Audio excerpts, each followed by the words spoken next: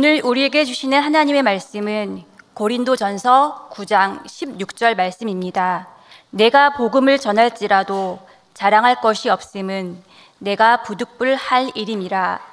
만일 복음을 전하지 아니하면 내게 화가 있을 것이로다. 아멘.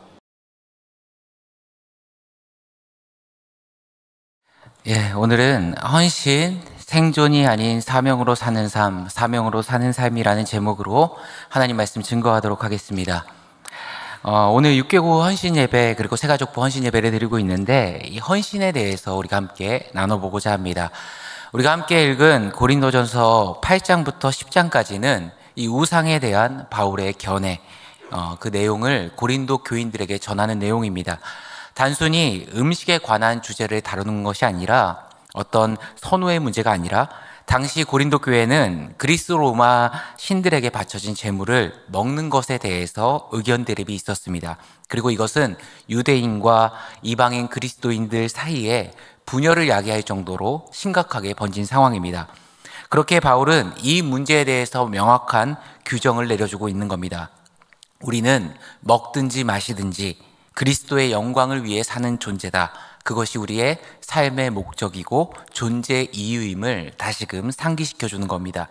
그러면서 말하기를 만약 누가 그리스도인이 우상에게 바쳐진 고기 먹는 모습을 보고 그리스도인들은 예수뿐만 아니라 다른 신도 겸하여서 섬길 수 있구나 오해를 불러일으킬 상황이라면 바울은 그 고기를 먹지 않는 것이 맞다고 이야기합니다.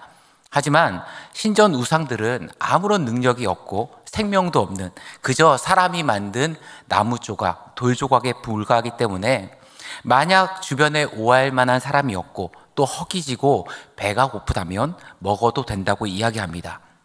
그러면서 이 더 중요한 것은 무엇인가? 우리가 먹든지 마시든지 간에 우리의 존재의 목적은 예수 그리스도의 영광을 위해 사는 존재다. 그걸 놓쳐서는 안 된다 이야기하는 겁니다. 우리가 고린도 전서를 읽다 보면 고린도 교인들이 참 답답한 마음이 들 때가 있습니다. 항상 무엇이 옳은가, 무엇이 그른가 논쟁하고 당파짓고 화합을 이루지 못하는 그 자리에 서 있는 그들의 모습을 보며 이들이 그런 논쟁의 자리가 아니라 정말 귀하게 헌신할 수 있는 자리라면 얼마나 영광스럽게 쓰였을까 안타깝기도 합니다. 우리가 어느 자리에 있는가 이것이 굉장히 중요합니다. 왜냐하면 우리의 인생과 신앙에 있어서는 굉장한 중요한 요소가 되기 때문에 그렇습니다.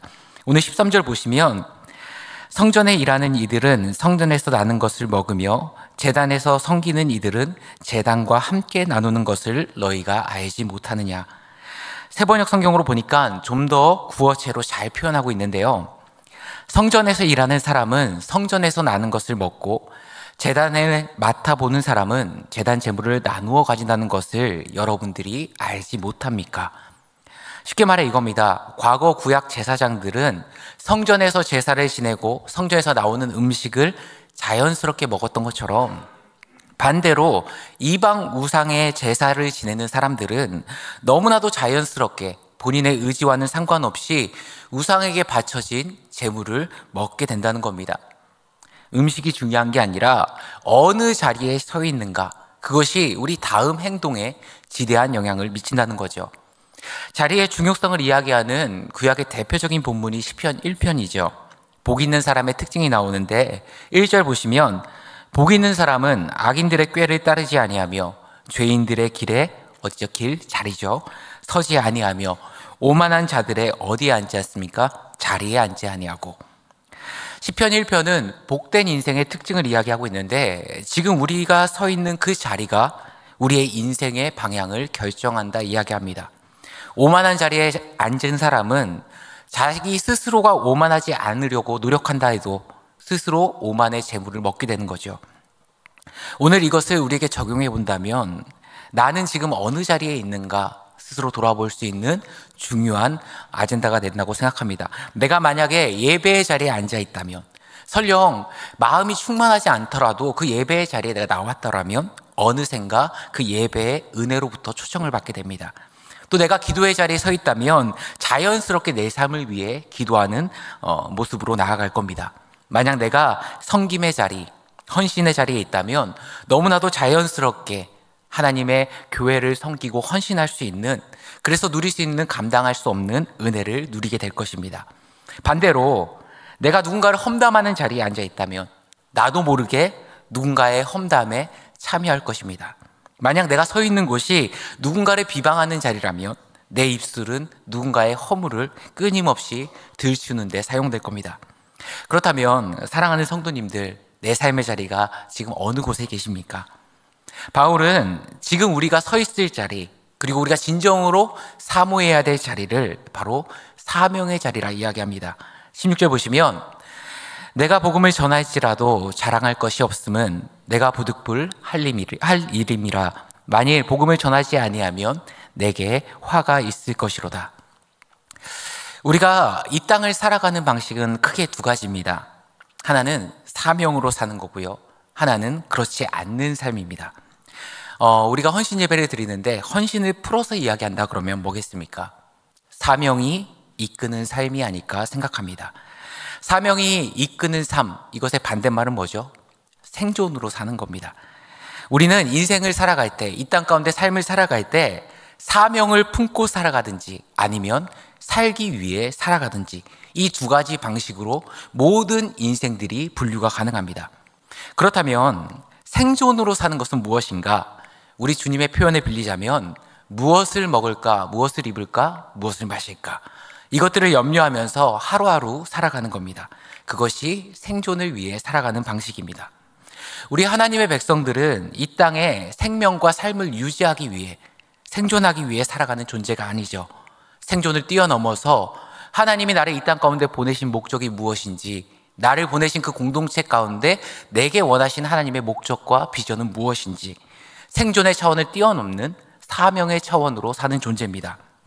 그런데 악한 마귀는 우리를 어디다 묶이게 합니까? 평생토록 생존에만 매달려 살게 만듭니다. 무엇을 먹을까? 무엇을 마실까? 무엇을 입을까? 그리고 생존이 전적으로 우리의 실력과 능력에 의해서 결정된다 믿게 만들어서 우리 인생의 많은 순간을 어디에 투자하게 만드냐? 생존하는 데 투자하게 만듭니다.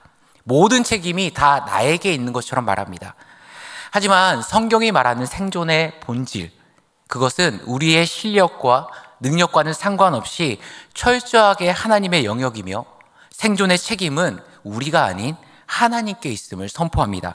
마태복음 6장 26절에 보니까 공중의 새를 보라, 심지도 않고 거두지도 않고 창고에 모아 들이지도 아니하되 누가 기르신다 이야기합니까? 너희 하늘 아버지께서 기르시나니 너희는 이것들보다 귀하지 아니하냐. 하늘에 나는 수백만 마리, 수천만 마리의 새들도 다 하나님이 먹게 하시고 살게 하시거늘 하물며 하나님을 아버지라 부르는 너희를 먹이시는 것, 그것은 하나님께 너무나도 당연한 것이 아니냐. 그런데 왜 이 땅을 살아가면서 그렇게 철저하게 생존에 집착하며 살아가냐 이야기하는 겁니다. 그러면서 하나님을 아버지라 부르는 자녀들의 삶의 방식을 한 줄로 압축해서 설명하죠. 마태복음 6장 33절입니다. 그런즉 너희는 먼저 그의 나라와 그의 의를 구하라. 그리하면 이 모든 것을 너희에게 더하시리라. 한마디로 요약하면 뭡니까? 이 땅 가운데 인생을 살아갈 때, 우리의 생명이 유한한 인생을 살아갈 때 생존을 위해서 살지 말고 사명을 위해서 사는 인생이 되라 이야기하는 겁니다. 누가복음에 보게 되면요, 어리석은 부자의 이야기가 나옵니다. 이 사람 정말 열심히 살았습니다. 창고를 지어서 곡식을 모으고 나중에는 그것도 부족해서 확장 공사까지 하는, 그래서 곡식을 차곡차곡 채워놨습니다. 얼마나 많이 저장했는가? 성경에 보니까 이 어리석은 부자가 생각하기를 아무것도 안 하고 놀면서 몇 년을 놀고 먹고 쉬어도 걱정하지 않을 만큼 쌓고 또 쌓았다 이야기합니다. 그의 인생은 어땠습니까? 철저하게 생존의 문제에 있어서 이제는 자유함을 얻었다 생각할 정도로, 달성했다 믿어 의심치 않을 정도로 생존에 몰두한 인생이었습니다. 자신의 인생의 대부분을 어디에 올인했습니까? 내가 어떤 것을 먹을까? 어떤 것을 입을까? 어떻게 하면 더 많이 누릴까에 투자했습니다. 그럴 때 하나님이 뭐라고 말씀하십니까? 누가복음 12장 20절에 보면 하나님이 이르시되 어리석은 자여 오늘 밤 내 영혼을 도로 찾으리니 그러면 내가 준비한 것이 누구의 것이 되겠느냐 하셨으니 참 어리석은 사람아, 평생을 그렇게 생존에 목숨 걸었는데 내가 그 생존 딱 너에게 오늘까지만 보장한다면 내가 평생 투자했던 그 모든 것들 중에 이룬 게 뭐가 남겠니? 제가 만약에 이런 질문을 받았다라면, 부자였다라면 여러분들은 어떻게 대답하셨을 것 같습니까? 저는 아무 대답도 하지 못했을 것 같습니다. 사랑하는 성도님들, 우리가 인생을 살아가면서 무엇을 먹을까, 무엇을 입을까, 무엇을 마실까, 이 모든 생존의 영역은요, 우리가 아닌 하나님께 달린 겁니다. 내가 아무리 더 오래 살려고 노력해도 하나님이 거두어 가시면 거두시는 거고요, 내가 아무리 죽으려고 발버둥 쳐도 하나님이 살려주시면 사는 겁니다. 그럼 우리 인생은 어떻게 사는 것이 가장 가치 있고 영광된 인생이겠습니까? 하나님이 주신 그 사명을 깨닫고 힘써 그 사명을 이루는 삶, 사명이 이끄는 삶을 살아야 되겠죠. 그런데 이 악한 마귀는 끊임없이 우리에게 생존에 매달리라 이야기합니다. 무엇을 먹을까, 무엇을 마실까, 무엇을 입을까, 온통 우리의 관심이 우리의 통장 잔고에 가게 만들고 온통 조금 더 풍족한 삶, 여유로운 삶이 가치 있는 인생, 성공한 인생이다 말하고 자녀들의 성공이 곧 나의 성공이다 믿게 만듭니다. 또 그것뿐입니까? 세워주신 그 자리를 우리가 힘쓰며 애쓰며 헌신하며 사명을 감당하다 보면 그 가치가 정말 귀하다는 것을 깨닫고 더 힘써 달려나가야 되는데 우리에게 자꾸 어떤 마음을 줍니까? 당장의 편안함, 당장의 칭찬, 당장의 웃음, 당장의 마음의 안락함, 뻔히 오답인 줄 알면서도 그것을 우리가 움켜쥐게 만듭니다. 그리고 마음을 편하게 스스로 합리화시키게 만들죠. 만약에 우리가 이 인생의 생존의 문제에 올인하게 되면, 해결하면 다 끝일까요? 저는 그렇게 생각하지 않습니다. 오늘 어리석은 부자가 말해주듯이 어떻게 하면 더 풍족하게, 더 여유롭게 살 수 있을까? 창고를 확장해 나가며 이제는 생존의 문제가 아니라 탐욕의 차원으로 우리를 이끌어갈 겁니다. 참 어리석어 보이지만요, 이 땅에 수많은 사람들이 이 동일한 패턴에 묶여서 사명이 아닌 생존으로만 유한한 인생을 허비합니다. 결코 어리석은 사람만 생존을 위해서 사는 것이 아닙니다. 흔히 성경에서 가장 지혜롭다고 하는 그 솔로몬 역시도 하나님께서 전우무한 지혜를 주셨건만 그의 인생의 전체 중에 사명을 위해 산 삶은 극히 일부에 불과합니다. 왕의 자리에 오르고 난 다음에 아버지 다윗이 준비한 그 성전을 설계하고 짓는 그때가 그의 인생 가운데 유일한 사명이 이끄는 삶이었습니다. 그 지혜를 가진 솔로몬 역시도 그렇게 허망한 인생을 살았습니다. 그래서 솔로몬이 세상의 모든 부귀와 영화를 다 누리고 나서 인생 말년에 자신의 인생을 돌아보면서 내린 결론이 뭐였습니까? 전도서죠. 너희는 나같이 살면 안 된다. 대표적인 구절이 전도서 1장 2절과 3절인데요. 전도자가 이르되 헛되고 헛되며 헛되고 헛되니 모든 것이 헛되도다. 모든 것이 허무하고 허망하다는 겁니다. 뭐죠? 해 아래서 수고하는 모든 수고가 사람에게 무엇이 유익한가? 무엇을 먹을까? 무엇을 마실까? 무엇을 입을까? 오로지 생존에만 몰두하는 인생, 내가 남들보다 조금 더 많이 갖겠다, 조금 더 넓은 집에서 살겠다, 좀 더 좋은 차, 좋은 옷, 좋은 음식, 남들에게 잘나 보이고 칭찬받는 인생 살고 싶다. 발버둥 치는 해 아래에서의 모든 수고가 그의 인생 전체를 살고 돌아보니까 그에게 남는 가치가 아니었다라는 겁니다. 그러니 허망하다, 헛되다, 되뇌이면서 한탄하는 거죠. 내가 이렇게 살았으면 안 됐는데. 그렇게 우리는 솔로몬과 어리석은 부자를 반면교사 삶아 우리의 삶이 생존이 아닌 사명으로 영광된 인생을 살아야 합니다. 그렇다면 사명을 위해서 산다는 것은 무엇일까요? 오늘 핵심만 이야기 드리자면 우리의 처음 마음을 회복하는 겁니다. 사람은 오랜 시간 같은 자리에 있다 보면요, 익숙함에 취해서 그 열정과 그 마음을 쉽게 잊고 살아갑니다.